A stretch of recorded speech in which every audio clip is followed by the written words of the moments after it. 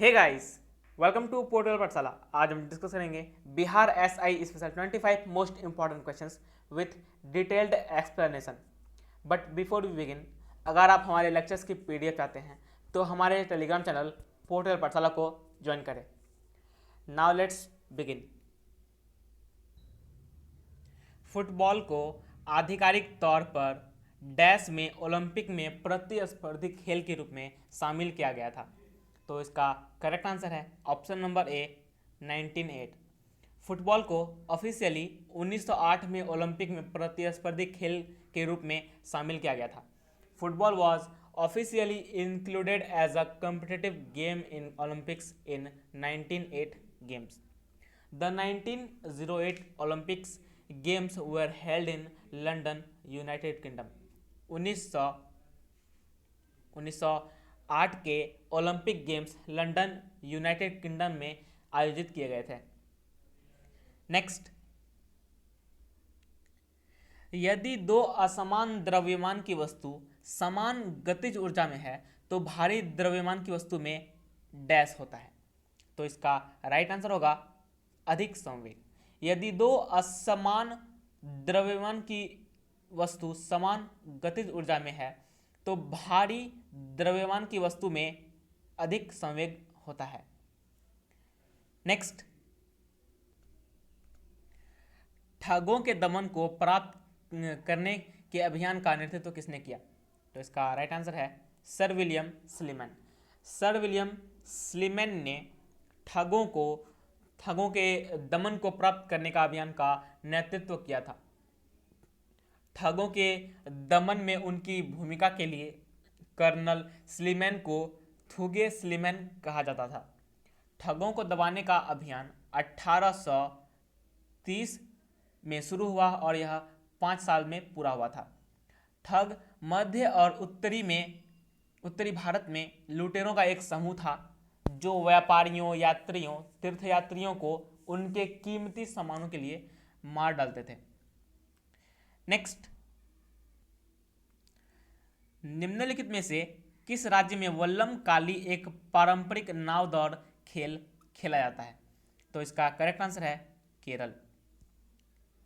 केरल में वल्लम काली एक traditional boat race game खेला जाता है। Vallam Kali is the traditional boat race game of Kerala. Vallam Kali Bharat में केरल का पारंपरिक बोट रेस गेम है। यह मुख्य रूप से फसल त्योहार ओणम के दौरान मनाया जाता है। वल्लम काली को सर्प नौका दौड़ यानी स्नेक बोट रेस के रूप में भी जाना जाता है। नेक्स्ट, निम्न में से कौन सा स्थान पिग्मी जनजाति की मातृभूमि है? तो इसका आंसर है कांगो, मध्य अफ्रीका। पिग्मी जनजाति मध्य अफ्रीका में कांगो सहित युगांडा, रवांडा और कैमरून में पाए जाते हैं।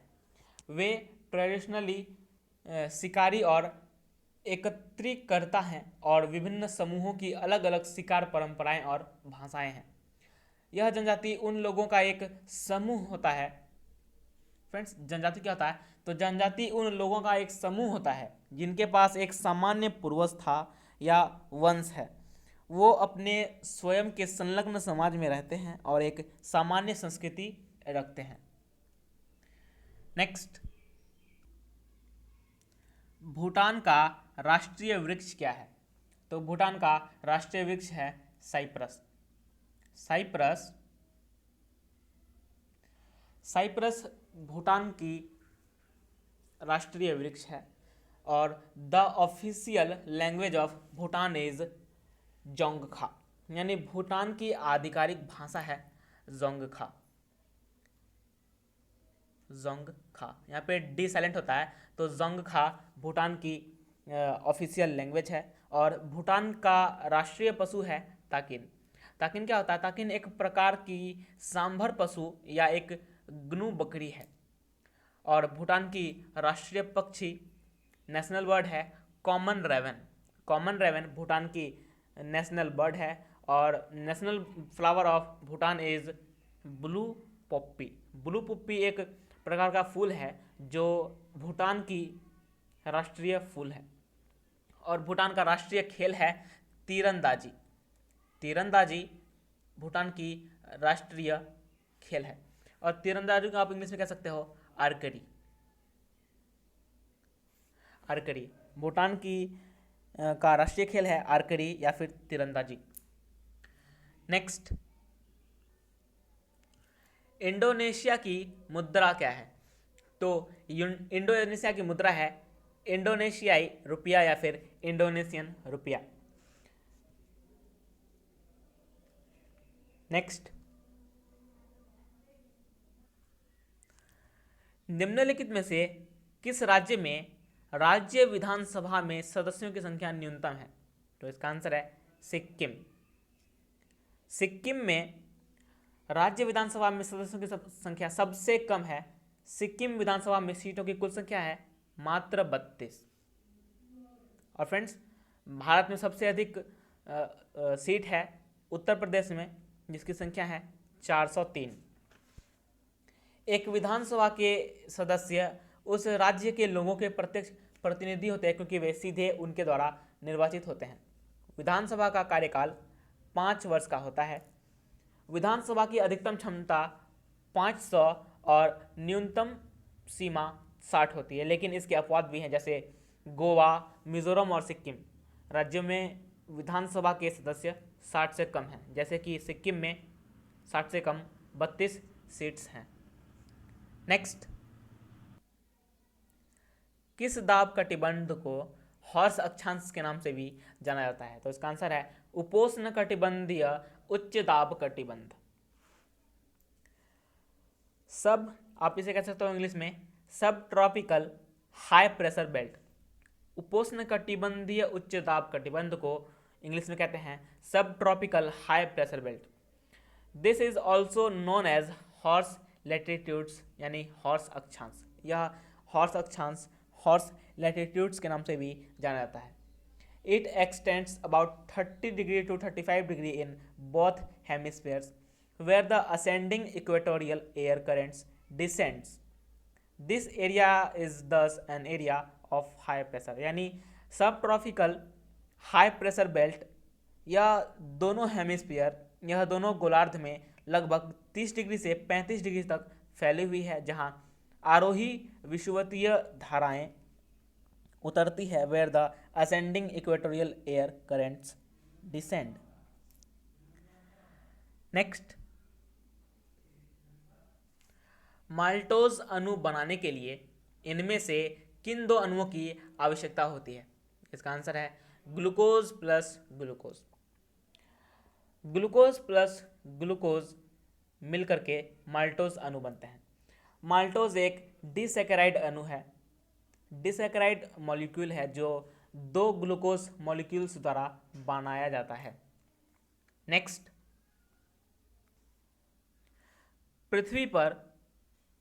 पृथ्वी की किस सतह पर, किस स्थान पर सबसे अधिक तापमान दर्ज किया गया है? तो इसका आंसर है डेथ वैली। पृथ्वी की डेथ वैली सतह पर सबसे अधिक तापमान दर्ज किया गया है। डेथ वैली कैलिफोर्निया यूएसए में स्थित है, जहां सबसे गर्म तापमान का रिकॉर्ड किया गया है। नेक्स्ट, बिहार का कौन सा शहर अपने सिगरेट उद्योग के लिए जाना जाता है? तो इसका आंसर है मुंगेर। मुंगेर बिहार का एकमात्र ऐसा शहर है जहां सिगरेट उद्योग है। बिहार का एकमात्र शहर जहां सिगरेट उद्योग स्थापित है वह है मुंगेर, और मुंगेर में एक जगह है दिलवारपुर। नेक्स्ट, राजीव गांधी खेल रत्न पुरस्कार प्राप्त करने वाले को डैश का नकद पुरस्कार प्राप्त होता है? इसका आंसर है 25 लाख। राजीव गांधी खेल रत्न पुरस्कार प्राप्त करने वाले को 50 लाख का नकद पुरस्कार मिलता है। यह भारत का सर्वोच्च खेल सम्मान है। यह award ministry of youth affairs and sports द्वारा एनुअली प्रदान किया जाता है। नेक्स्ट, वह बिंदु जिस पर सभी किरणें अभिसरित होती है जिसे डैश कहा जाता है? इसका आंसर है केंद्र कहा जाता है। वह बिंदु जिस पर सभी किरणें अभिसरित होती है उस बिंदु को फोकस कहा जाता है, उस बिंदु को केंद्र कहा जाता है।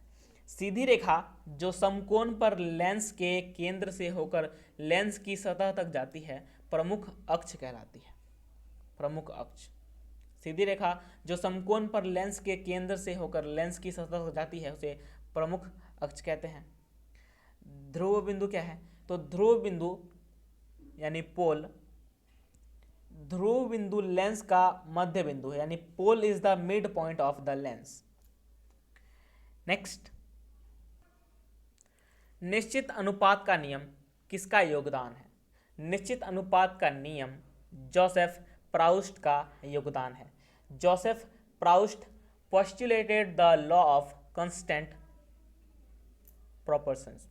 जोसेफ प्राउस्ट ने लॉ ऑफ कांस्टेंट प्रोपोर्शंस की अवधारणा की।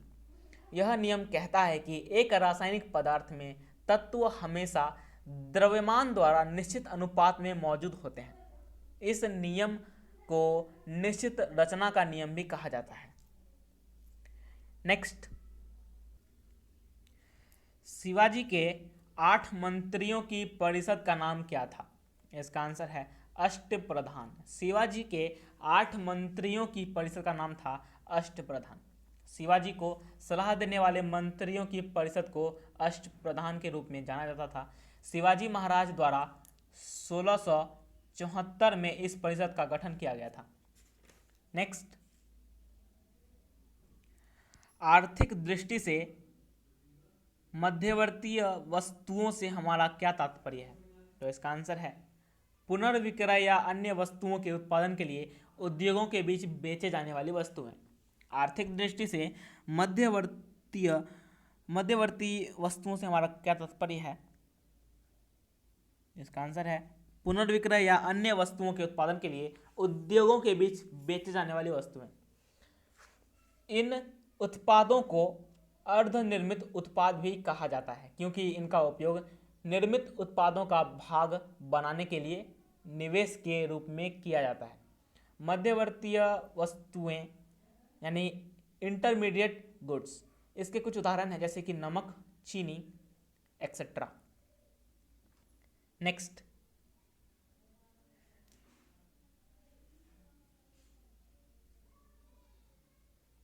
वेरियोला वायरस डैश के कारण कौन सी बीमारी होती है? वेरियोला वायरस के कारण कौन सी बीमारी होती है? इसका आंसर है छोटी चेचक, स्मॉल पॉक्स। वेरियोला वायरस के कारण स्मॉल पॉक्स रोग होता है। Small pox is caused by the variola virus. जुकाम, जुकाम जिसे इन्फ्लुएंजा भी कहते हैं, यह इन्फ्लुएंजा की बीमारी मिक्सो वायरस के कारण फैलती है। Myxo virus. जुकाम यानी इन्फ्लुएंजा मिक्सो वायरस के कारण फैलती है। चेचक जिसे कहते हैं chicken pox. Chicken pox is caused by chicken pox disease is caused by the varicella zoster virus. यह चेचक वेरिसेला जोस्टर वायरस के कारण फैलता है। खसरा, खसरा यानी measles. Measles is caused by morbilli virus. खसरा एक मोरबेली वायरस के कारण फैलता है। नेक्स्ट, कौन सी नदी अधिकतम देशों से होकर गुजरती है? इसका आंसर है डैन्यूब नदी। डैन्यूब नदी अधिकतम देशों से होकर गुजरती है निम्न में से। The Danube river in Europe is the river that Passage through the maximum number of countries in its journey. यह नदी 10 देशों से होकर गुजरती है। ये देश हैं Germany, Hungary, Romania, Austria, Serbia, Bulgaria, Croatia, Moldova, Ukraine और स्लोवाकिया। यह साउथ जर्मनी से ओरिजिनेट होती है और रोमानिया के माध्यम से ब्लैक सी में प्रवेश करती है। इस नदी की लंबाई 2850 किलोमीटर है। यह यूरोप की दूसरी सबसे बड़ी नदी है। अच्छा, यह तो यूरोप की दूसरी सबसे बड़ी नदी है, तो यूरोप की पहली सबसे बड़ी नदी का जान लेते हैं। तो यूरोप की पहली सबसे बड़ी नदी है वोल्गा नदी। वोल्गा नदी यूरोप की सबसे बड़ी नदी है और यूरोप की दूसरी सबसे बड़ी नदी है डैन्यूब नदी। इस बात को भी ध्यान में रखिएगा। नेक्स्ट, एक अर्थव्यवस्था में सामान्य मूल स्तर में निरंतर वृद्धि को डैश कहा जाता है। इसका आंसर है मुद्रास्फीति। एक अर्थव्यवस्था में सामान्य मूल स्तर में निरंतर वृद्धि को मुद्रास्फीति यानी इन्फ्लेशन कहा जाता है। इन्फ्लेशन कहा जाता है या मुद्रास्फीति कहा जाता है। मुद्रास्फीति जनित मंदी क्या है? तो मुद्रास्फीति जनित मंदी यानी कि स्टैगफ्लेशन एक ऐसी स्थिति है जिसमें मुद्रास्फीति की दर अधिक होती है, आर्थिक विकास दर धीमी हो जाती है और बेरोजगारी लगातार बनी रहती है, जैसा कि आजकल भी है। अपस्फीति, अपस्फीति यानी डिफ्लेशन। डिफ्लेशन एक ऐसी स्थिति है जिसमें यह वस्तुओं और सेवाओं के सामान्य मूल स्तर में निरंतर गिरावट है। जब वस्तुओं और सेवाओं के सामान्य मूल्य स्तर में निरंतर गिरावट होती है तो उसे हम डिफ्लेशन कहते हैं, उसे हम अपस्फीति कहते हैं। अवस्फीति, अवस्फीति क्या है? यानी इसे इंग्लिश में कहते हैं डिसइन्फ्लेशन। अवस्फीति यानी डिसइन्फ्लेशन, यह मुद्रास्फीति की दर में कमी है। It is decrease in the rate of inflation. Clear? Next, निम्नलिखित में से कौन सी सिल्वर फाइबर क्रांति से संबंधित है? तो इसका आंसर है कपास का उत्पादन। कपास का उत्पादन, cotton production silver fibre revolution से संबंधित है। जूट उत्पादन, जूट उत्पादन गोल्डन फाइबर क्रांति से संबंधित है। जूट उत्पादन गोल्डन फाइबर रिवॉल्यूशन से संबंधित है। आलू उत्पादन किससे संबंधित है? तो आलू उत्पादन राउंड रिवॉल्यूशन से संबंधित है। तेल बीज उत्पादन यानी oil seed production is related to yellow revolution. तेल बीज उत्पादन, ऑयल सीड उत्पादन पीली क्रांति से संबंधित है। नेक्स्ट, निम्नलिखित में से किस रोग को हनु स्तंभ भी कहते हैं? इसका आंसर है टिटनेस। टिटनेस को हनु स्तंभ रोग भी कहते हैं। It is a disease caused by bacteria named clostridium tetani, यानी कि यह रोग जो है, यह रोग क्लोस्ट्रीडियम टिटानी बैक्टीरिया से होता है। इस बीमारी में नर्वस सिस्टम प्रभावित हो जाता है, जिसमें पेनफुल मसल कॉन्ट्रैक्शंस होता है, जिसमें दर्दनाक मांसपेशीय संकुचन होता है।